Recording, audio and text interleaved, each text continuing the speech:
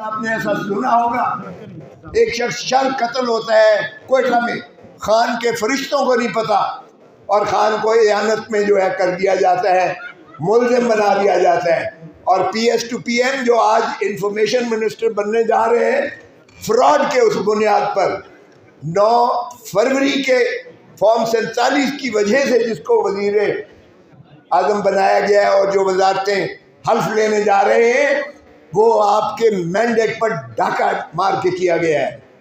ایک پارٹی جس کو باندھ کر، ہاتھ پیر باندھ کر اس کو میدان جنگ میں اتارا جاتا ہے، اور دوسری طرف پورا زبردست مسلح ہو کر ایک دیو قامت جو شخص آتا ہے اور آفرین ہے عوام پر کہ عوام نے اسے چاروں شانے چت کر کے گرایا، اور ہاتھ پیر بندھے ہوئے پہلوان کو انہوں نے جتا دیا۔ اور یہ جو فراڈ ہوا ہے، الیکٹورل فراڈ، اسی لیے ہم نے تقاضا کیا ہے جوڈیشل کمیشن بنایا جائے۔ چیف جسٹس صاحب، آپ کو یہ فراڈ نظر نہیں آتا؟ عوام کے مینڈیٹ پر ڈاکہ ڈالا گیا ہے، ریاست پر ڈاکہ ڈالا گیا ہے، یہ آپ کو نظر نہیں آتا؟ اور پھر بندر بانٹ ہو رہی ہے۔ جب شہباز شریف وزارت عظمیٰ کا امیدوار بنا تو ہم نے اعتراض کیا، عمر ایوب نے اعتراض کیا، میں نے وکالت کی کہ یہ شخص جو اپنے حلقے سے ہارا ہوا ہے وہ یہاں بھی گھس بیٹھیا ہے اسمبلی میں، اور وہ سارے پاکستان 25 کروڑ عوام کا چیف ایگزیکٹو کیسے بن سکتا ہے؟ اور ہم نے کہا کہ اس کو ذرا فورینزک کروا لیں، فارم 47 دیکھ لیں، فارم 45 دیکھ لیں، اور انہوں نے اگلے دن ویب سائٹ پر ڈالا الیکشن کمیشن نے، اور بچے نے دیکھا کہ کتنا بڑا فراڈ۔ اور بھائی، تم نے 825 کو اگر 325 کیا تو کم از کم کوئی عقل تو استعمال کر لیتے، یا آپ نے 1500 میں سے ایک کاٹ دیا اور 1000 کم کر دیا ووٹ۔ یہ بھی یعنی نیکڈ آئیز سے آپ کو فراڈ نظر آیا، اور پھر انہوں نے منہدم کر دیا اسے، لیکن وہ اس وقت تک قوم کے سامنے سبھی چیزیں آ چکی ہیں۔ تو ہم نے یہی تقاضا کیا کہ اگر عوام کے آپ مینڈیٹ کو بحال نہیں کرتے، نہ ہم اسمبلی چلنے دیں گے، نہ حکومت چلنے دیں گے، نہ ہم اس خداداد مملکت کو اس فراڈ کے نیچے عوام کے مینڈیٹ پر ڈاکہ ڈالنے دیں گے۔ اور ہم نے 3 دن یہ ثابت کیا اسمبلی میں کہ ہم احتجاج کنائیں، ہم عوام کی آواز بن کر ہر فورم پر، کیونکہ ہم سے پوچھتا ہے ووٹر کہ ہم نے اتنا مینڈیٹ ہیوی آپ کو دیا، آپ نے ہمارے حقوق کے کیا کیا؟ تو اگر اس طرح سے ڈاکہ مارتے ہیں، اور آئین میں دیکھیے، آئین میں صرف اور صرف عوام ہی مقتدر ہیں، آئین میں صرف اور صرف آرٹیکل 7 میں عوام کو حق ہے نمائندے بھیجنے کا اسمبلی میں اور پارلیمان میں، اور انہی سے جو ہے حکومت بنتی ہے، عوامی نمائندے سے۔ اس میں نہ مقتدر حلقہ ہے کوئی، نہ فرشتے ہیں، نہ عدلیہ ہے۔ اور آرٹیکل 5 میں کہا ہے لائلٹی ٹو دا اسٹیٹ، مطلب وفاداری عوام کے ساتھ اور تابعداری آئین کے ساتھ۔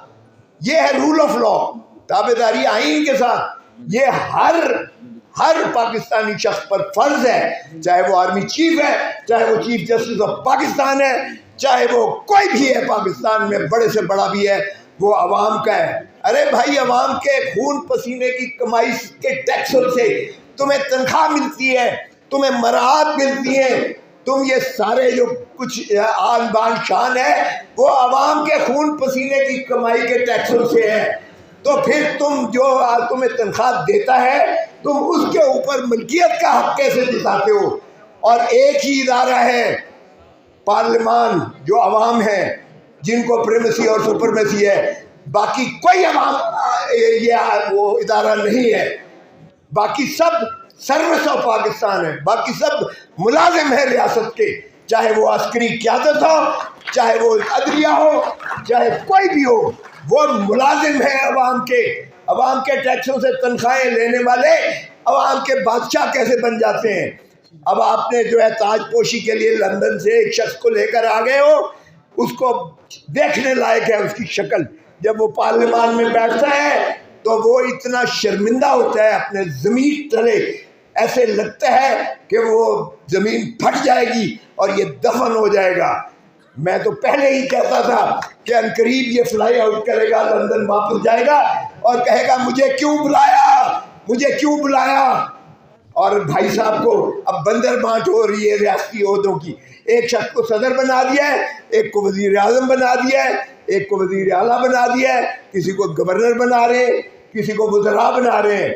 او بھائی یہ عوام کی امانت ہے، آپ کی عوام کی امانت میں آپ کیسے خیانت کر سکتے ہو، اور کیسے ہم ہونے دیں گے؟